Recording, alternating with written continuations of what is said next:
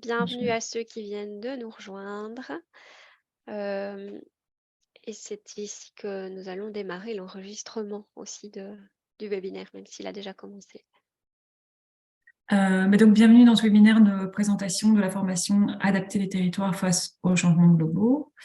Cette formation est co-organisée par Canopea, l'Institut Éco-Conseil, l'ICET et Espace Environnement dans le cadre d'un appel à projet qui avait été lancé par le service, le SPW, dans le cadre du plan de relance. Comme ça, vous avez le contexte dans lequel le projet s'inscrit.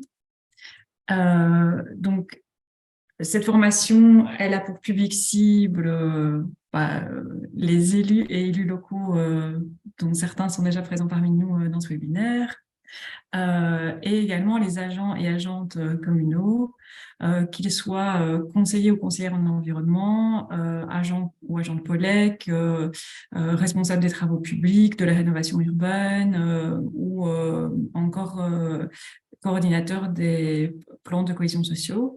Vraiment, l'idée, c'est d'encourager les communes à envoyer, si possible, si disponibilité de leur côté, plusieurs agents et ou pairs d'ailleurs, agents et élus, qui ne viennent pas des mêmes services, pour vraiment créer des groupes qui seront le plus mixtes possible, avec une diversité de points de vue et de compétences qu'on a vraiment envie de rassembler et de mettre au profit à la fois du groupe et puis surtout de l'action communale à travers la formation qu'on vous propose. Donc la formation, on l'a vraiment pensée autour de 3 mots-clés: anticiper, adapter et régénérer les territoires face aux changements globaux. Alors, quand on dit changements globaux, on pense réchauffement climatique et effondrement de la biodiversité, mais pas que. Donc, les changements, ils vont être accompagnés évidemment de changements sociaux, économiques, qu'il faut aussi pouvoir anticiper et auxquels il va falloir s'adapter. Et on a vraiment pensé cette formation, y compris dans ce sens-là. Bon, sur la régénération, par contre, on est un petit peu plus axé régénération des milieux, fatalement, mais tout en sachant que la régénération des milieux naturels et semi-naturels a des effets par ailleurs. Donc, on essaie quand même d'avoir cette vision systémique du territoire et de penser les interrelations des enjeux et des solutions entre elles tout au long de la formation et de la manière dont nous l'avons conçue. Donc les objectifs de la formation, c'est d'intégrer les enjeux d'un monde qui est volatile, incertain, complexe et ambigu dans la pratique de la gestion, pour sortir du côté gestion de crise et vraiment passer dans une gestion qui est plus agile et plus flexible, plus adaptative aussi. C'est une façon vraiment d'anticiper les nouveaux risques, de développer des compétences en matière de prospective et de planification stratégique.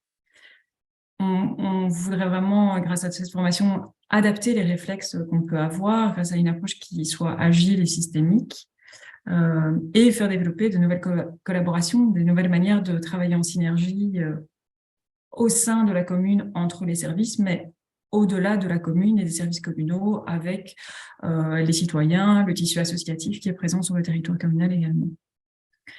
C'est faire vraiment du vivant un partenaire d'adaptation des territoires, que ce soit en passant par les solutions basées sur la nature ou l'identification et la protection des réseaux écologiques qui sont présents déjà sur le territoire. Tout n'est pas à recréer d'un point de vue environnement, bien sûr.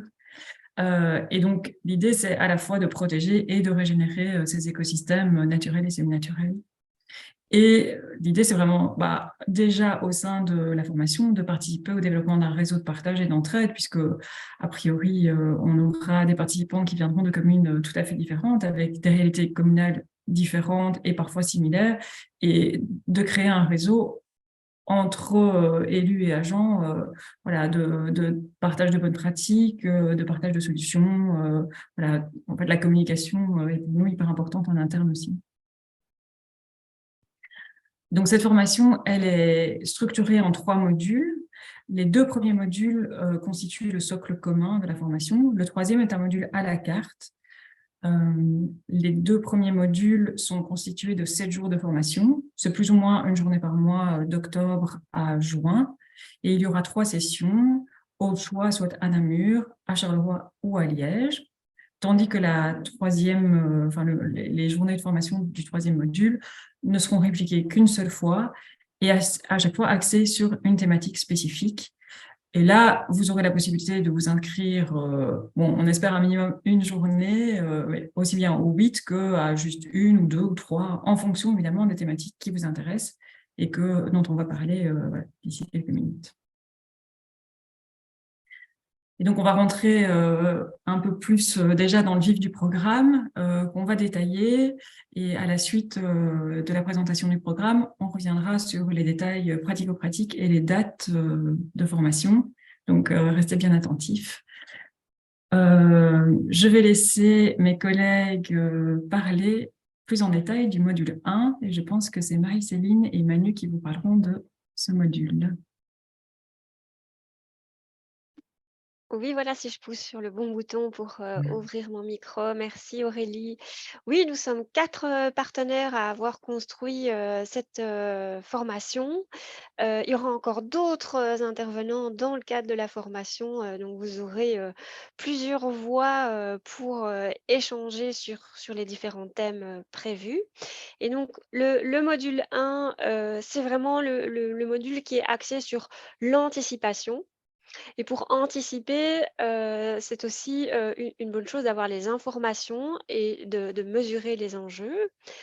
Alors comment est-ce qu'on va faire ça? Eh bien, on vous proposera 3 jours sur ce module 1, plus un dossier, documentaire, qui rassemblera, les chiffres clés, et qui permettra de aussi recontextualiser et mettre au clair les grands concepts, qui sont derrière. Donc, cette notion, de monde, VUCA, volatile, incertain, complexe et ambigu, il y aura un dossier qui réexpliquera ça, mais aussi, faire le point sur les limites planétaires, qu'est-ce que ça veut dire de les avoir dépassées, l'empreinte écologique, la biocapacité, développement durable et découplage, décroissance et transition, sobriété et résilience.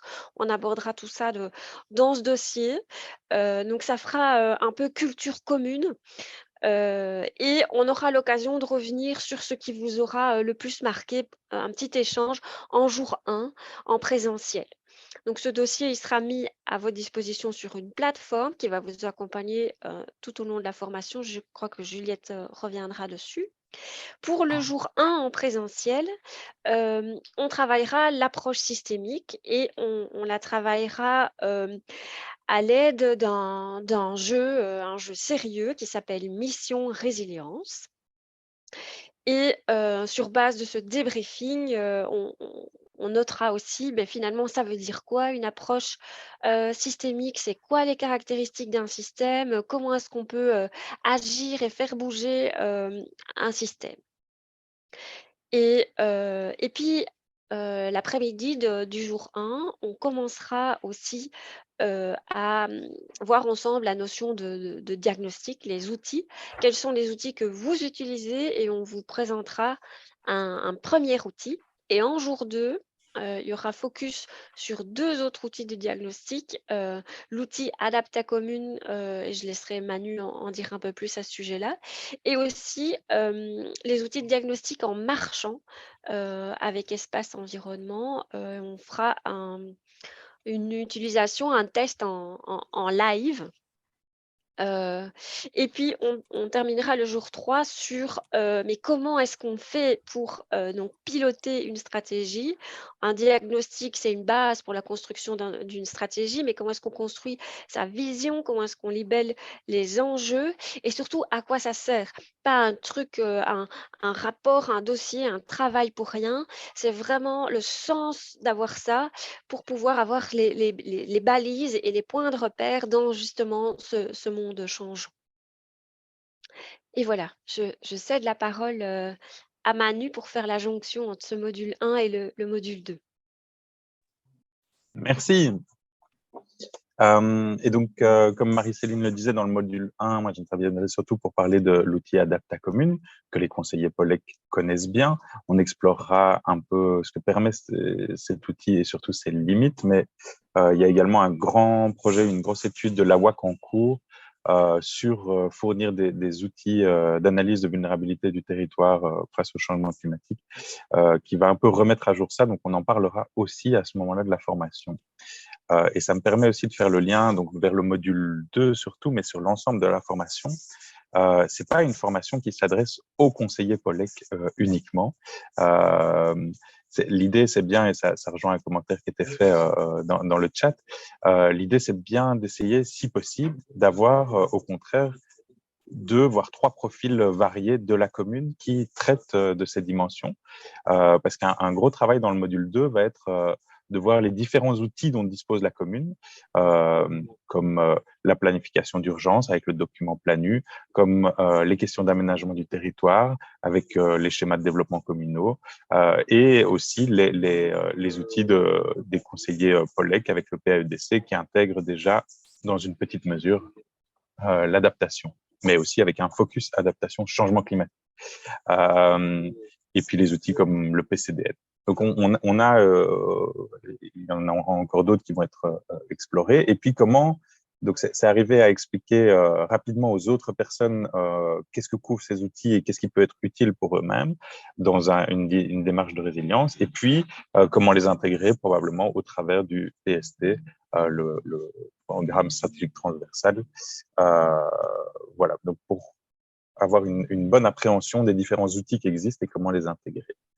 Un autre aspect du module 2 qu'on va traiter avec des modules donnés par l'ICED, c'est la question des ressources, les ressources financières, mais peut-être aussi voir s'il n'y a pas d'autres éléments que l'argent qui peuvent être mobilisés pour mettre en œuvre les actions d'adaptation et de résilience. Donc, bien sûr, tout ça partira d'éléments, si possible, au maximum concrets, avec on va traiter dès le début. Donc là, ce sera plutôt Canopéa qui va amener cette dimension de quelles sont les mesures d'adaptation, les mesures de résilience qu'on peut mettre et surtout, si possible, les mesures basées sur les solutions naturelles. Voilà, donc ça c'est pour les grandes dimensions du module 2 qui seront complétées par des apports de l'espace environnement sur les aspects coordination des acteurs et des ressources. Voilà, mais je vais laisser Juliette continuer cette partie-là. Merci. Oui, merci Manu. Bonjour à toutes et à tous. Pour compléter ce que Manu vient de vous présenter sur le module 2, donc vous le voyez, il y a 4 journées prévues dans ce module. Les 2 premières sont plutôt coordonnées par Canopéa, mais je vais vous expliquer brièvement en quoi elles consistent. Donc, les 2 premières journées visent vraiment plus à comprendre finalement comment concrètement adapter son territoire aux changements globaux, avec une première journée centrée plutôt sur les outils et le changement culturel pour repenser une nouvelle manière de penser l'aménagement du territoire. Donc, avec des principes de résilience territoriale, l'exploration de concepts d'urbanisme circulaire, des choses ainsi. Et alors, la deuxième journée, où là, vous allez vous focaliser plutôt sur la notion de réseau écologique, donc comprendre ce que c'est, comment le traiter à travers des exemples et aussi une visite de terrain en après-midi, si je ne dis pas de bêtises.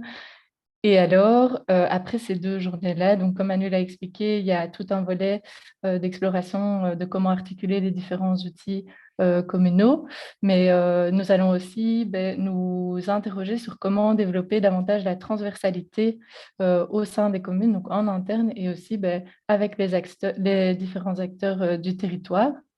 Et donc, l'idée, c'est vraiment de vous proposer de réfléchir ensemble en intelligence collective. On va vous amener des exemples inspirants à travers des témoignages de communes qui travaillent différemment, qui ont mis en place une autre manière de s'organiser pour casser un peu ces fonctionnements en silo qui sont plus traditionnels.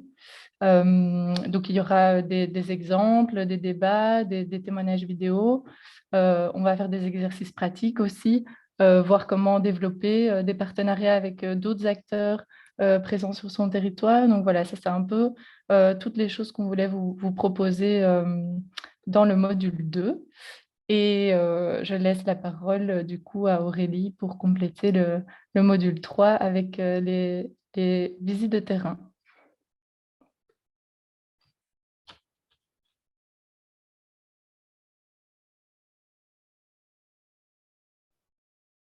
Excusez-moi, j'avais perdu le bouton du micro.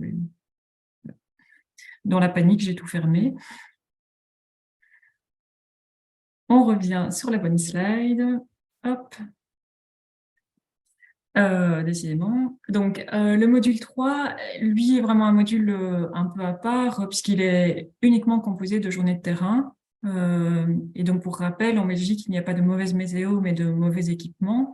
Donc, vraiment, journée de terrain, on l'a vraiment pensé, à part grosse tempête, on est vraiment dehors, voilà, partir à l'exploration des milieux. Ça, c'est juste pour le petit warning. Ce sera vraiment des journées très actives.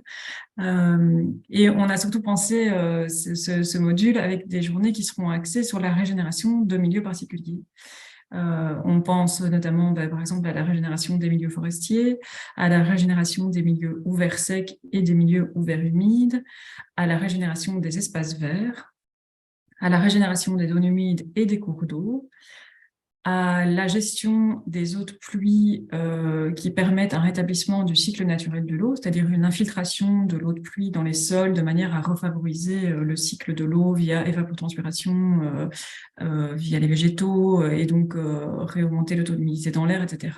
Voilà. Ce qu'on a moins fait en mettant tout à l'égout et les eaux de pluie y compris. Et alors, adapter la gestion du patrimoine bâti et de l'aménagement du territoire, qui là nous permettra aussi de voir des exemples vraiment d'aménagement du territoire qui permettent de s'adapter aux dérèglements climatiques qui arrivent, et une adaptation du patrimoine bâti favorisant aussi l'accueil de la biodiversité, mais pas que à travers des façades végétalisées, aussi en laissant de la place dans les bâtiments à un certain nombre d'insectes, d'oiseaux, d'animaux, voilà, on pense aux chauves-souris qui s'abritent souvent sur certains toits, etc. Enfin, donc c'est vraiment penser le bâti aussi comme un abri pour la biodiversité. Le programme de ce module est encore en cours de construction. On vous le communiquera d'ici la rentrée, et les inscriptions pour ce module-là se feront à l'automne 2023. Donc pour le moment, voilà, il y a encore un petit suspense sur les dates exactes, mais ça arrive tout bientôt. Et juste au niveau des dates, vous dire que ces journées auront lieu entre avril et juin, enfin juillet, le 4 juillet, c'est la dernière date, avril et juillet 2024, et qu'on prête vraiment une grande attention à ne pas surcharger voilà, les calendriers et les plannings avec les différentes formations, notamment POLEC, dont on a eu un retour sur le planning déjà disponible. Mais donc là, voilà, suspense sur les dates jusqu'en septembre, mais le programme s'annonce vraiment super. Et je dois terminer par vous dire que donc, ces journées sur le terrain sont co-organisées avec différentes associations environnementales. Il y a notamment Adalia, Faune et Biotope et le contrat de Rivière-Ourthe qui, pour le moment, font partie des co-organisateurs de ce module. Je vous propose de continuer à explorer voilà, le reste de la formation avec un petit point sur les intervisions. Et là, je pense que c'est Marie-Céline qui reprend le micro. Oui. Alors, pour clôturer le module 1 avant de passer au module 2 et en clôture du module 2, on vous proposera un moment d'intervision, donc 2 fois, 2 intervisions. C'est-à-dire, c'est un moment d'intelligence collective où on se rassemble entre pairs, donc c'est-à-dire toutes les personnes qui, participent à la formation, donc qu'elles soient du groupe de Liège, de Namur ou de Charleroi. On vous proposera un rendez-vous, à distance en forme, webinaire, comme cet après-midi. Pour faire quoi? Eh bien, pour voir, tiens, par rapport à ce qui a été vu en formation, comment est-ce que ça se passe la mise en pratique chez vous, dans vos structures, sur votre terrain, sur vos territoires? Et de discuter, de ce qui se passe bien et puis d'utiliser l'intelligence collective pour voir ce qui bloquerait éventuellement, ce qui serait plus difficile, comment est-ce qu'on pourrait lever, les blocages ou les freins? Et donc c'est vraiment, une méthode de discussion entre pairs qui est très cadrée en l'intervision, mais qui permet d'ouvrir, l'esprit, d'ouvrir toutes sortes de pistes quand on est parfois tout seul bloqué, et on parle vraiment de cas concrets. On choisira ensemble les cas à traiter en fonction de vos propositions et de vos intérêts, par rapport à ces propositions. Voilà et ça prendra, quelques heures, j'ai oublié le temps exact qu'on a prévu. On y revient tout de suite. Ce sera de 13h30 à 16h30, si mon souvenir est bon, mais c'est dans la slide suivante, ou presque suivante. Donc, Juliette vous en parlait tout à l'heure, il y aura une plateforme d'échange qui sera aussi mise à votre disposition, qui à la fois rassemblera les supports du dossier documentaire sur les changements climatiques et les différents concepts qu'on abordera tout au long de la formation. Mais vraiment, cette plateforme, elle sera aussi le support du reste de la formation, c'est-à-dire que les PowerPoints seront mis à disposition et des contenus complémentaires seront régulièrement postés. Il y aura des contenus qui seront mis aussi en lien avec les journées du module 3, tout ce qui est vraiment documentaire, voilà, qui ne pourra pas être partagé sur un PowerPoint sera partagé sur la plateforme.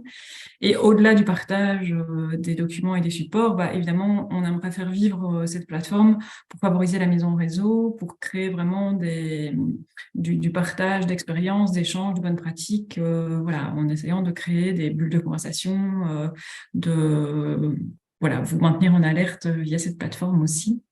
On sera créatif, je l'espère. Et donc, pour résumer les informations pratiques, les 7 premières journées de formation sont donc en présentiel. Elles auront lieu donc à Charleroi, Liège ou Namur. Les horaires sont tout à fait classiques, 9h, 16h, voilà, des journées qui seront bien remplies.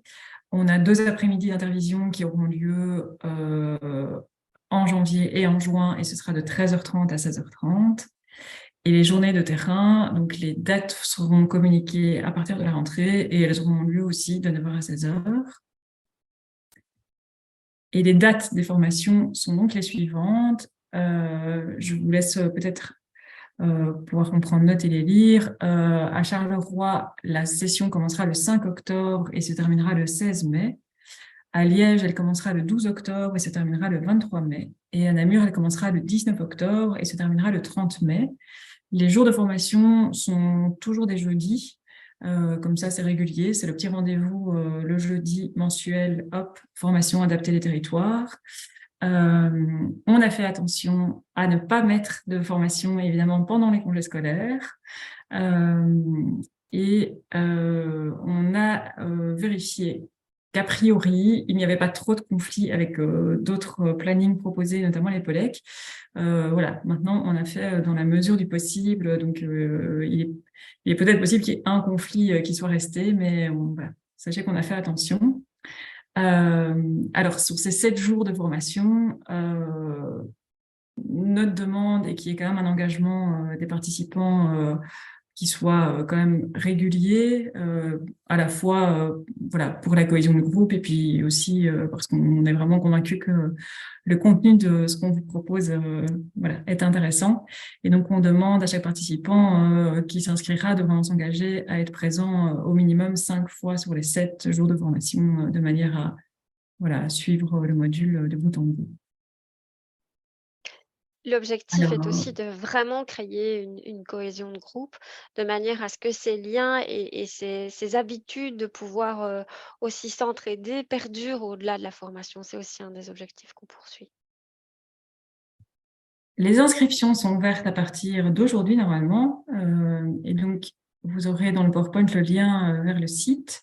Et donc, on va faire un petit arrêt sur le site pour vérifier où s'inscrire. Je repartage un écran différent.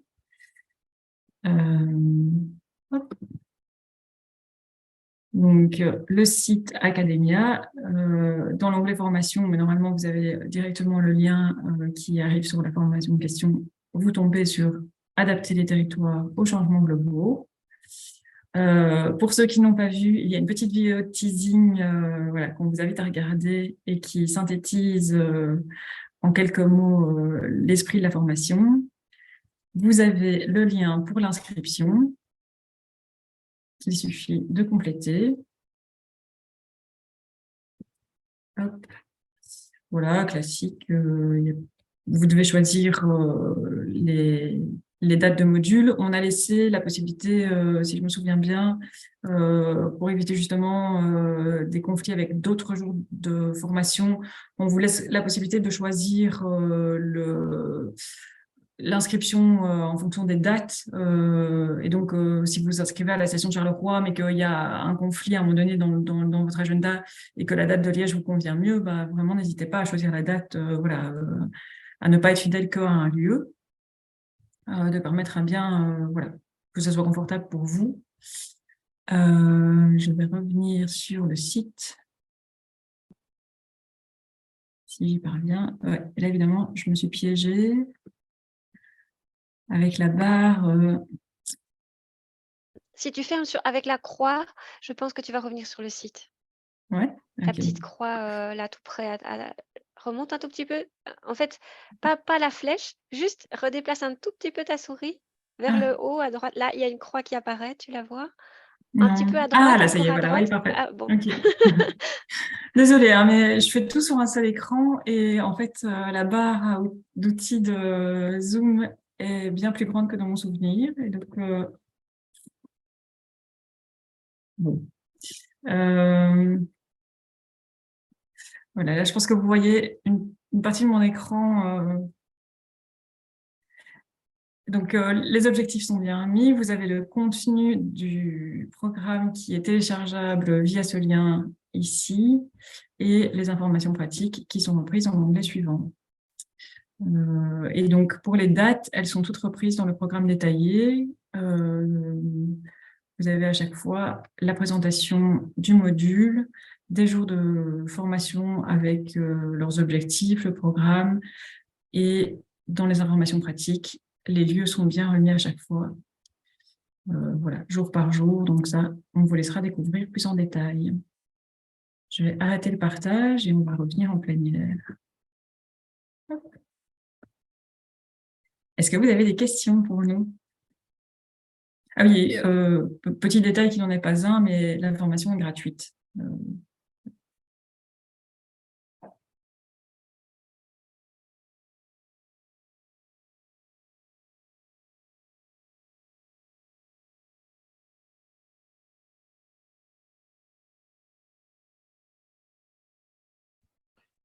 J'ai une petite question.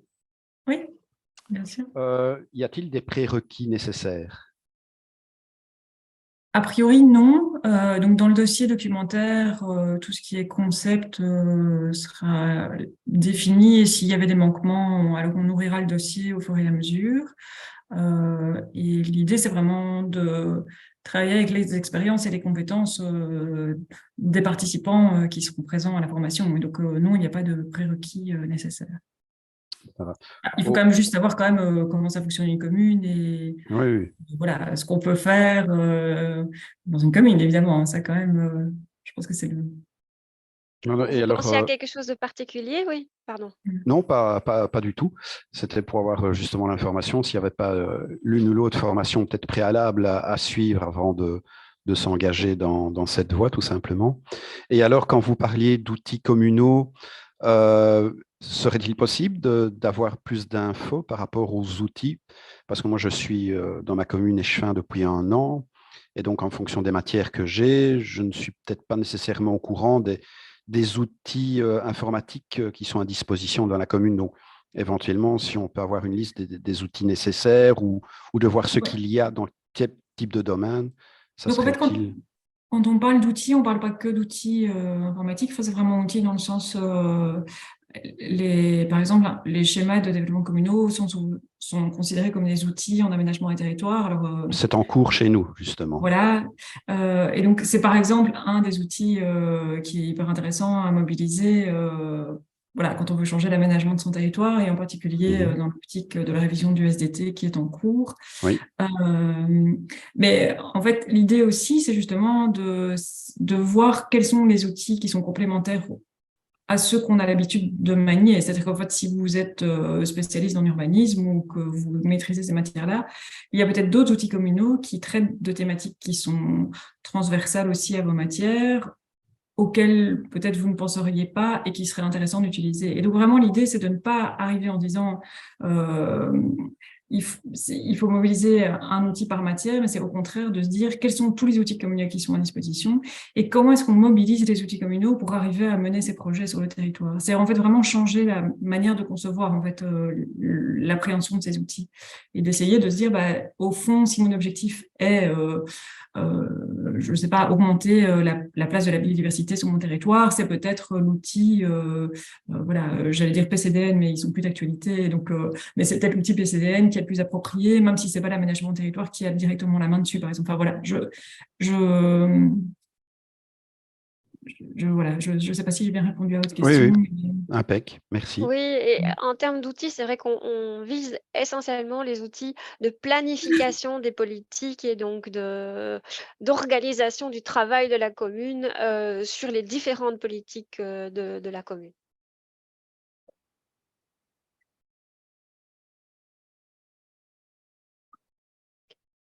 Est-ce qu'il y a une autre question? Sûrement.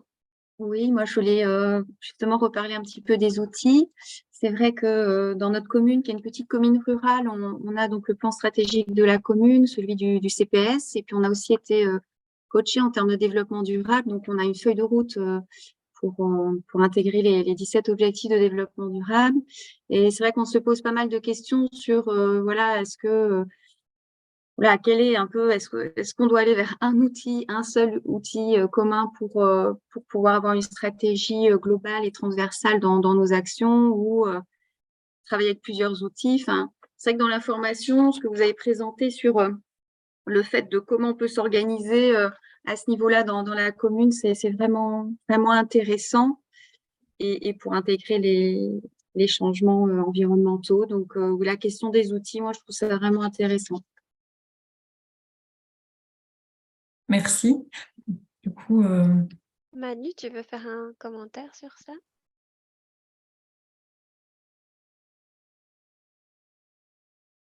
ton micro est fermé, Manu. Donc là, on doit encore faire un travail de construction du module. J'ai mentionné les plus grands outils, mais on va explorer s'il n'y en a pas d'autres aussi. Sachant que les trois plus importantes composantes qu'on voulait réunir et qu'on voudrait essayer d'avoir des personnes dans ces différentes dimensions, c'est à la fois l'aménagement du territoire qui prend une grosse proportion, la planification des questions climat et biodiversité et la planification d'urgence, de gérer au moment des crises. Donc, ces outils de ces personnes-là, c'est sûr, on va aller dans le détail, mais il y en a d'autres qu'on voudrait voir s'ils ne peuvent pas intégrer ces dimensions-là. Et l'objet sera bien, le challenge un peu qu'on doit encore arriver à construire, c'est on va passer sur ces outils pour être fort dans le lien. Donc, on va essayer de pas assommer les conseillers POLEC quand on passe sur le PEDC, tout en donnant les ficelles qui permettent de faire comprendre aux autres où est-ce qu'ils ont un intérêt là-dedans, à participer, à contribuer et à reprendre eux dans leurs propres outils, quoi. Et puis après, comment articuler tout ça au niveau global communal, qui a priori est dans le PST, mais au-delà de ça, dans l'opérationnalisation, est-ce qu'il y a d'autres éléments? C'est encore à investiguer. D'ailleurs, si vous avez des suggestions, c'est bienvenu. Voilà, se posera aussi la question de, c'est pas encore très clair à quel point une fois que les gens seront inscrits, est-ce qu'ils auront eux-mêmes une volonté qu'on regarde sur leur outil? Alors, les intervisions le permettront de toute façon, mais s'il y a déjà des éléments où vous dites, bah voilà, ça c'était une question qui s'est posée au moment où je construisais mon outil, qu'on essaye de l'intégrer au moment de préparer le module.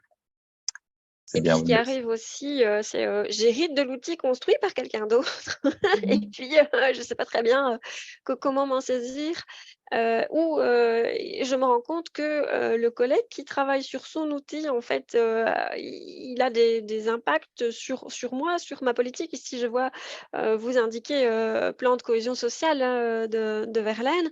Effectivement, dans quelle mesure est-ce que, l'aménagement du territoire va avoir un impact sur, au niveau social? Dans quelle mesure est-ce que quand on se prépare, à d'éventuels, aléas climatiques, on favorise un tel type de population plutôt qu'un autre? Et donc c'est vraiment là où on a cette envie de développer l'approche systémique, c'est vraiment se dire: «Bah, tiens, et si j'ai envie de, justement lutter contre l'inégalité sociale, par exemple à la qualité de l'environnement, beh, est-ce que je peux pas aller utiliser aussi le plan du collègue, pour activer les chouettes leviers, les leviers les plus efficaces et aussi faire à la fois participer, les différents services autour d'une vision, transversale, et en même temps, développer un projet qui se tient quoi, qui est bien cohérent, entre les différentes thématiques.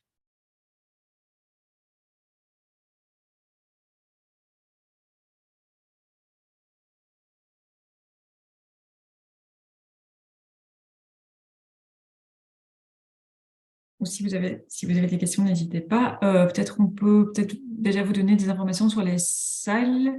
A priori, on a fait attention à veiller à l'accessibilité en transport en commun et en particulier en train pour les salles qu'on a réservées. Donc je pense que à Namur, ce sera dans le bâtiment de Mundo N, pardon, c'est confirmé. À Charleroi, ce sera du côté de Monceau, dans les bâtiments de Sceaux B. Et à Liège, dans les bâtiments du Théâtre de Liège. Il y En aura plus, ça dépend.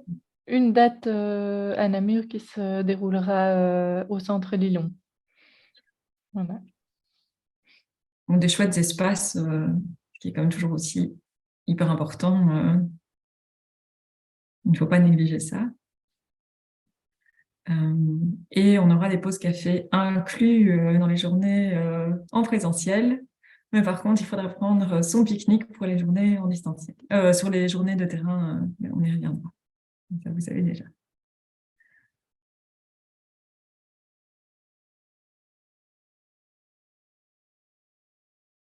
Bon, si vous avez des questions, même les plus farfelues, vraiment n'hésitez pas. Ou voilà, des réflexions à partager avec nous, vraiment, welcome, nous sommes à votre écoute.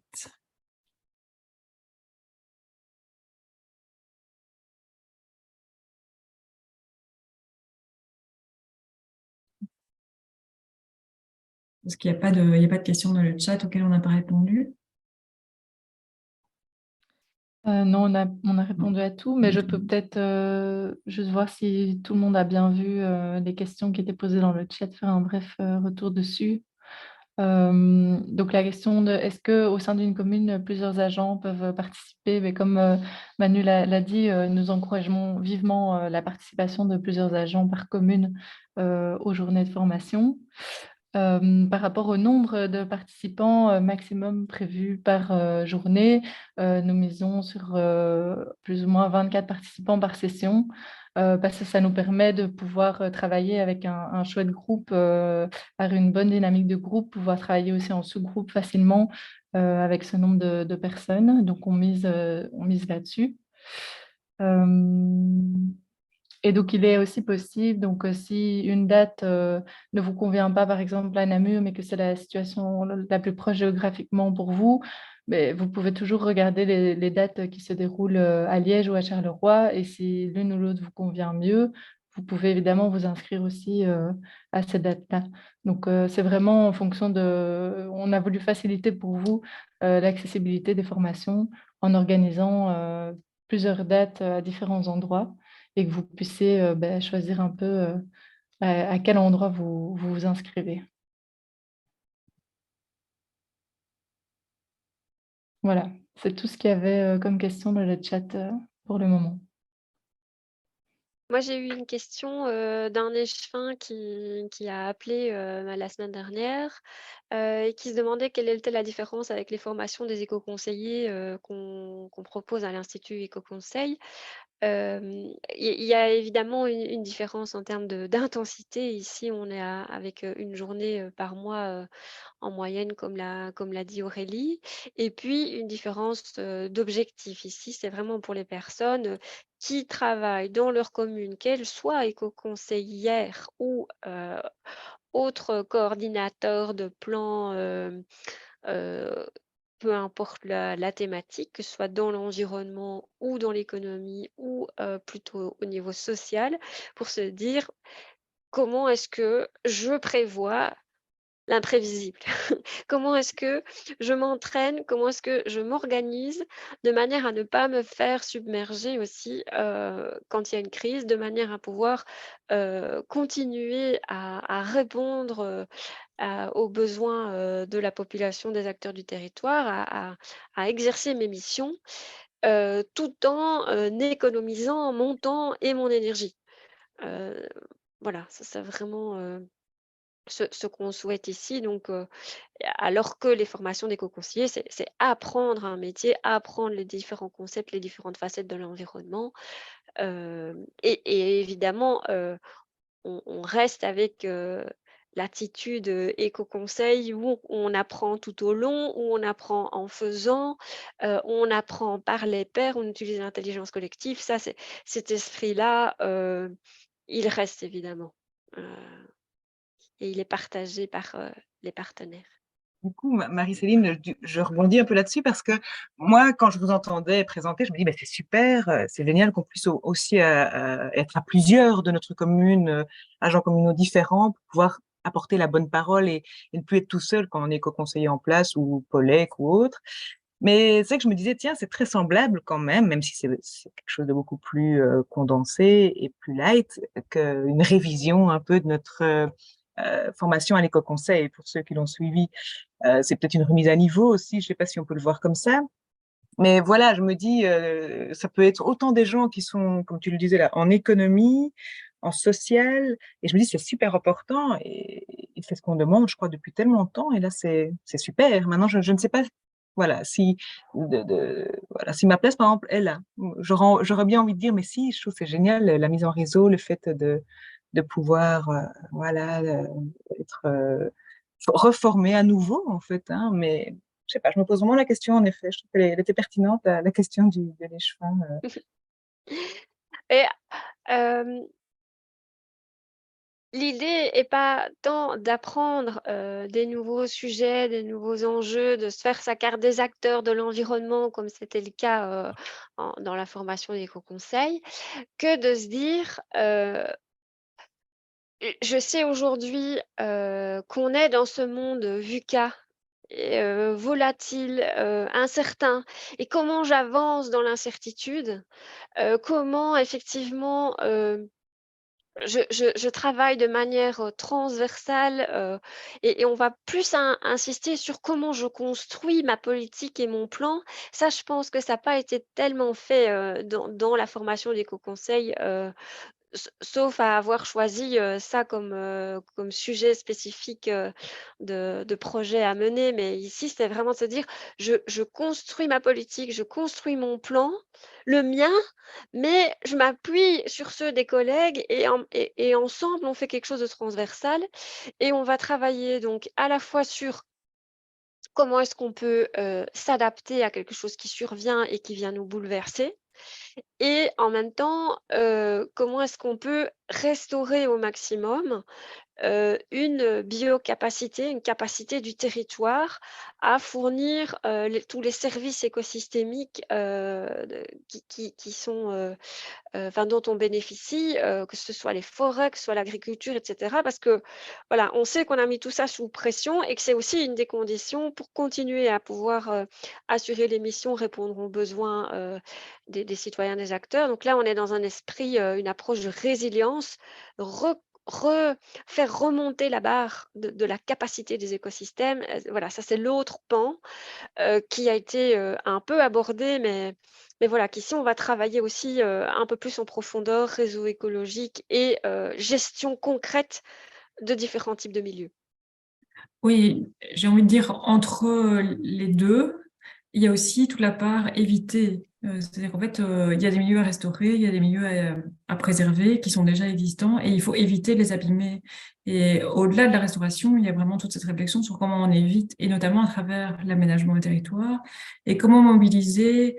Voilà, Juliette le disait tout à l'heure, le jour 4, c'est vraiment se dire, ben, on a des nouveaux concepts qui peuvent être appliqués et comment on va les appliquer, avec quels outils d'ailleurs. En fait, on peut faire ça. Comment est-ce qu'on passe du concept d'urbanisme circulaire dans lequel on réemploie le bâti existant à l'implémentation des nouveaux SDC, optimisation spatiale, qui seront disponibles une fois le SDT adopté. Voilà, c'est vraiment se dire en fait concrètement comment est-ce qu'on passe de l'idée à, et surtout, enfin, en aménagement du territoire, on parle beaucoup de la séquence éviter, réduire, compenser.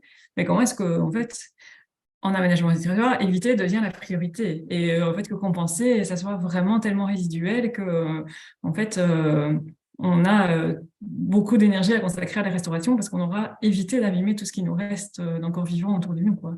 Et donc, c'est vraiment aussi, je pense, voilà, trouver des manières d'appliquer ce qui est vraiment nécessaire et les concepts qu'on peut appréhender parfois à travers les lectures, les podcasts, les webinaires auxquels on assiste, les colloques auxquels on va, etc. Et là, en fait, les communes, quand même, sont à la manœuvre sur beaucoup de questions, notamment en aménagement du territoire, mais pas que. En fait, comment on opérationnalise ça concrètement, tout en sachant que les freins et les leviers vont continuer d'exister. Et donc, qu'il faudra trouver une manière de contourner et de faire avec, quoi. Donc,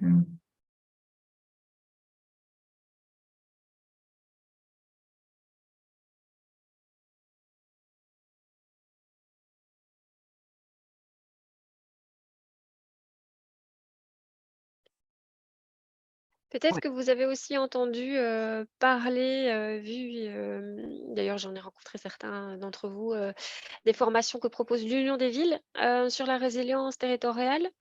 Donc là aussi, il y a des moments de partage de bonnes pratiques. Ici, on va aller plus en profondeur, quoi. Vraiment, on va prendre le temps de décortiquer les outils avec lesquels, vous travaillez déjà, ceux avec lesquels vous ne travaillez pas encore et voir quels liens on peut faire, comment est-ce qu'on peut, les améliorer et comment, ils peuvent vous faire gagner, en temps et en énergie. Et du coup, moi, je réagis aussi par rapport à la réponse. La formation doit faciliter l'approche stratégique des communes. C'est la raison pour laquelle les élus sont aussi invités. Je trouve ça super, mais on arrive évidemment en 2023 et je me dis, ben, je ne sais pas si vous allez reproposer ça chaque année ou dans le temps, parce que là, on arrive en fin de législation. Alors, c'est chouette si nos échevins qui auront participé sont réélus, mais s'ils ne le sont pas, ben, je me dis, c'est un peu bête d'arriver en fin de mandat et de les former à ça, par exemple. Si je peux ouais, vas-y, intervenir. Fanny. L'idée même à la base, quand on a créé le projet, était un sentiment que cette thématique va devenir de plus en plus importante et qu'il y aurait sans doute, parce que pour l'instant, en tout cas, si on prend juste l'adaptation au changement climatique, ça s'intègre petit à petit dans les missions des conseillers POLEC, mais qui ont déjà beaucoup par ailleurs et avec un profil finalement assez différent. Et donc l'impression que soit il y a un nouveau profil qui va sans doute se créer avec des formations récurrentes, comme on peut en avoir pour les conseillers mobilité, les conseillers aménagement du territoire, les conseillers POLEC. et ou idéalement, et c'est ce qu'on voulait un peu anticiper en proposant déjà un cadre de formation, mais qui est donc aussi un pilote, on va dire, plutôt répartir ça sur les différentes compétences. Et ça, je me permets de rappeler encore une fois, ce sera encore plus productif et ça montrera l'utilité si vous arrivez à aller chercher, à recommander ça à des personnes qu'on a peut-être moins l'habitude de toucher, mais qui dans les communes en profiteraient bien. Ok, merci. Voilà. Mais donc oui, on espère que ça perdurera sous une forme, et on espère sous une forme encore étalée sur différentes personnes. Maintenant, dans ces cas-là, l'enjeu va être s'assurer que ce soit pas juste une addition de charge pour ces personnes, mais qu'il y ait bien du temps qui se dégage. Ok, merci beaucoup. Donc, par rapport au fait de reproposer la formation, donc c'est vrai qu'on vous a guidé vers le site Academia, qui est en fait un nouveau projet, un projet où différentes associations s'associent, c'est bien, pour transmettre leur savoir, leurs compétences, savoir-faire, savoir-être aussi. Et ici, la formation qu'on vous propose peut être développée grâce à un soutien de la région wallonne dans le cadre du plan de relance. Hem Et notre intention, ce serait de le reproposer par la suite à travers Academia, mais là, on n'est pas certain d'avoir les financements complets. Donc il y aura évidemment, il y a toute la partie développement, et ensuite il faut actualiser toujours une formation, mais bon, la partie développement, vraiment le fait de l'avoir pensé, ça sera déjà une partie qui ne devra plus être faite, et qui aura été donc permise grâce à la région. Et ensuite, vraiment le travail de formation au moment de donner les formations, puis de mise à jour, et cetera, des contenus. Là, on ne sait pas encore si ça pourra être financé par l'extérieur, ou si ce seront alors les inscrits qui paieront une participation aux frais de la formation, quoi. Et donc, si vous voulez la formation gratuite, c'est maintenant. Même si peut-être il y aura encore plus tard les modules qui seront proposés. Il y a une question dans le chat, quelqu'un se demande si Julien Lesseux sera un des formateurs, aux sessions de formation. Alors Julien, c'est un de mes collègues. Mhm. C'est pas prévu. Après, s'il est plébiscité, on peut en discuter. Ou alors si c'est: «Oh non, non, je veux pas le voir». Pas Oh non, Julien. je le connais parce que j'ai suivi une année académique avec lui, donc c'est quelqu'un que j'apprécie.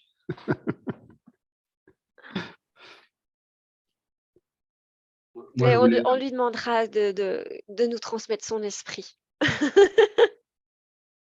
moi, je voulais vous donner une information dans le cadre des journées de terrain qui peut éventuellement vous intéresser, sauf si elles sont déjà toutes définies et si elles sont toutes bouclées. Mais pour info, il y a une nouvelle initiative qui va démarrer sur Charleroi Métropole, une nouvelle formation en gestion écologique des espaces verts en collaboration avec l'IFA PME, avec Adalia, avec Ecoal et Natagora. Elle doit démarrer ici au mois de septembre.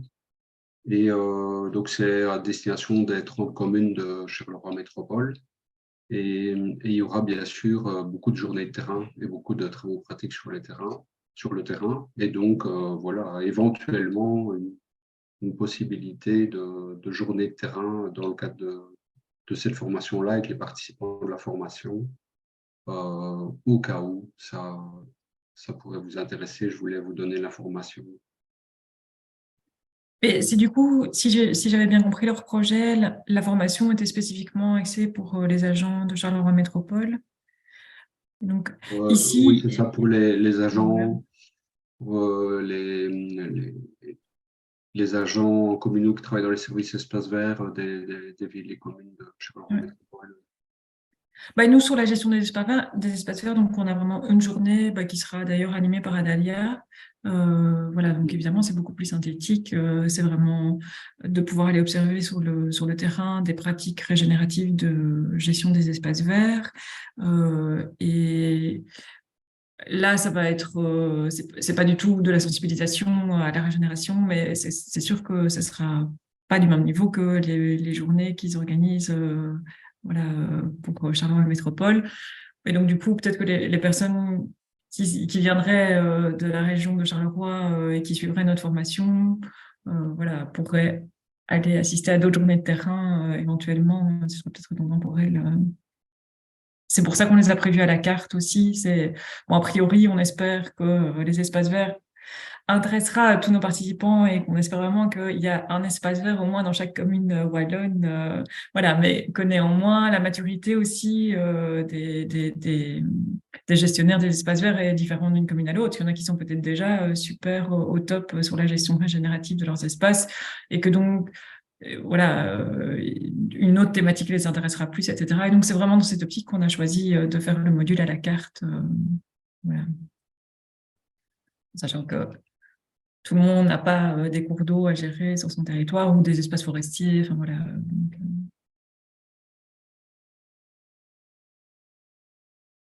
Et c'est ce genre d'informations que vous pourrez partager sur la plateforme aussi. Si vous dites, tiens, moi j'ai entendu parler d'un truc hyper intéressant qui peut nous inspirer les uns les autres, ça sera aussi un espace de partage entre vous, pas seulement de transmission de nous à vous, mais aussi un espace. Il y a des forums de discussion qui pourront être lancés aussi entre les moments de formation. Voilà. Et alors juste, parce qu'on a parlé tout à l'heure d'outils d'aménagement territoire, évidemment, on est très attentif aux révisions des schémas de développement, enfin du schéma de développement territorial et voilà, des conséquences que ça aura sur d'autres outils communaux. Et donc, bon, voilà, là, c'est des journées qui sont programmées en 2024. On se tient très à l'affût de l'actualité et on tiendra compte de tous ces nouveaux éléments dans les formations qu'on propose, voilà, y compris pour les réseaux écologiques, parce que l'adoption du schéma de développement territorial aura un impact sur les réseaux écologiques à travers la reconnaissance des infrastructures vertes, etc. Donc tout ça, voilà, sachez que ce sera intégré du mieux qu'on peut avec les informations les plus fraîches possibles en 2024 en tout cas.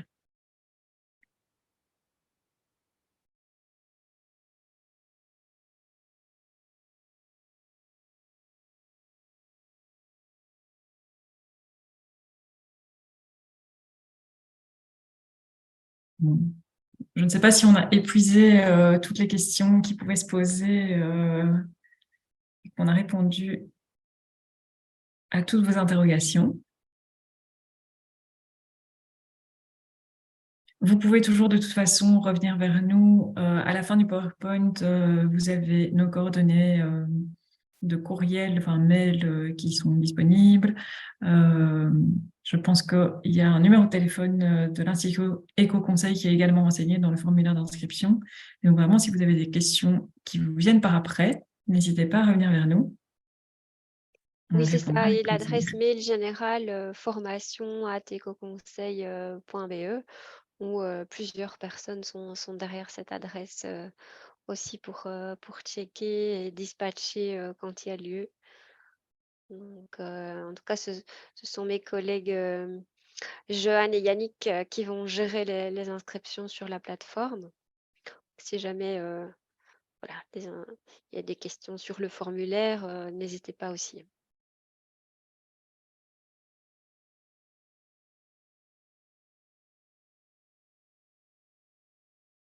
Si plus personne n'a rien à ajouter, est-ce que on se dit au revoir tout doucement? Je ne sais pas.